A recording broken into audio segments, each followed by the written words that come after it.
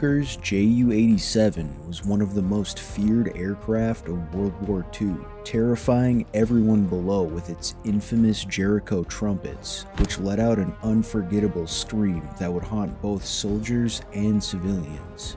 The Stuka was not only terrifying, but immensely successful, sinking more ships than any other aircraft in history. The aircraft was designed by Junkers and would serve up until the end of World War II. Today, we will discuss the development of the Ju-87, talk about its variations, and its impressive service record. Let's get started. The development of the Junkers Ju-87, known widely as the Stuka, short for Sturzkampfflugzeug or dive bomber, began in the early 1930s, at a time when Germany was still restricted by the Treaty of Versailles from developing certain types of military aircraft. To bypass these restrictions, early design and testing were conducted under the guise of creating a civil aircraft. The initial prototypes of the Ju-87 were first flown in 1935.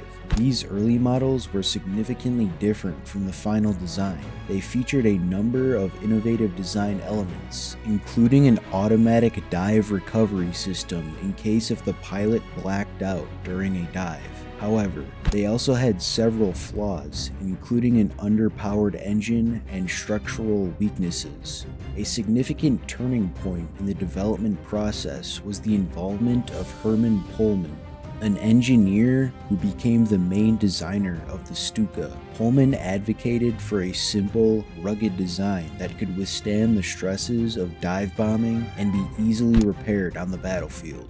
The Stuka was a relatively easy aircraft to manufacture, with no complex structures and readily available materials. This was in line with Pohlmann's philosophy of simplicity and robustness. These qualities would amass approximately 6,000 Stukas by the end of 1944. The Junkers Ju-87 Stuka went through several iterations throughout its production life, each designed to address different needs and shortcomings of previous models.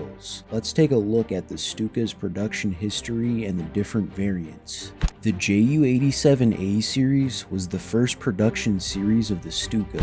The first variant, Ju-87A1, was powered by a Junkers Umo 210DA engine, producing 640 horsepower. It could carry a 250 kilogram bomb on a crutch mechanism under the fuselage.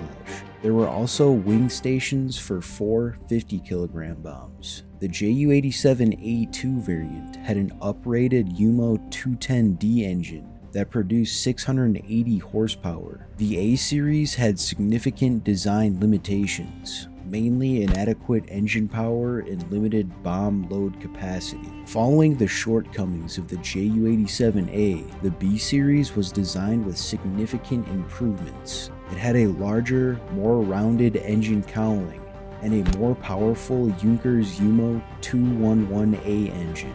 It could also carry larger bomb loads. The Ju-87B1, the first in the series, was the first widely used variant of the Stuka in World War II. The Ju-87B2 variant had an uprated Umo 211D engine with 1,200 horsepower. The C series was designed for use on Germany's aircraft carriers. It was based on the B series, with folding wings for easier storage and an arrestor hook. However, the German aircraft carrier program was cancelled before the C series could be put into large-scale production. The D series was another significant upgrade. It featured an even more powerful Junkers Umo 211J engine, producing up to 1,420 horsepower. It also had an increased armor and fuel capacity, and a more streamlined fuselage. The bomb load capacity was also increased. The Ju-87D1 was the standard dive bomber variant, while the Ju-87D3 was a ground attack version, and the Ju-87D5 had longer wings and was used in both roles. The G series was a dedicated ground attack variant. Modified from the D series, it featured underwing mounts for two 37mm autocannons. guns, each loaded with 6 rounds in an oversized magazine. The Ju-87G1 was based on the Ju-87D3, while the G2 was based on the D5. These variants were famously used by Hans Ulrich Rudel, the most decorated German serviceman of World War II. Lastly, the R-Series was a long-range version of the B-Series. It had detachable, underwing fuel tanks to increase its range. The Stuka saw extensive service during World War II, and it also served in the Spanish Civil War prior to World War II. Its ability to deliver precision strikes on enemy positions made it a crucial part of the Luftwaffe's blitzkrieg tactics. The aircraft's effectiveness, combined with its terrifying wailing sirens, made it a symbol of German air power. During the invasion of Poland and France, the Stuka was able to operate with relative impunity, as both the Polish and French air forces were ill-equipped to effectively counter it. The Stuka was particularly effective in the Battle of Dunkirk, where it was used to great effect against British and French forces. However, the Battle of Britain in 1940 marked a turning point for the Stuka. Facing the more modern and effective fighters of the Royal Air Force, particularly the Supermarine Spitfire and the Hawker Hurricane, the Stuka suffered heavy losses due to its slow speed and lack of defensive armament.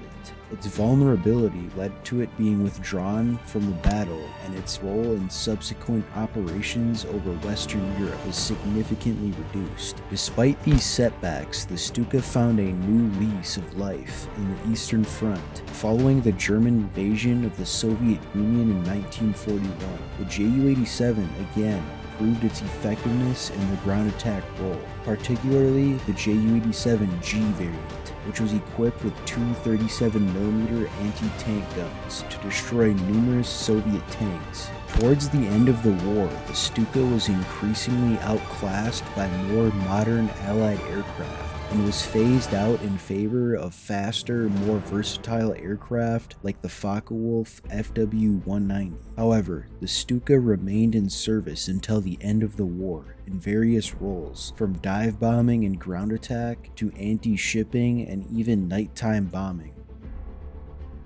Well, that just about wraps up the notorious Stuka, but if you enjoyed this video, don't forget to leave a like and subscribe, and hit the bell icon to be informed when I upload a new video. Anyways, take it easy.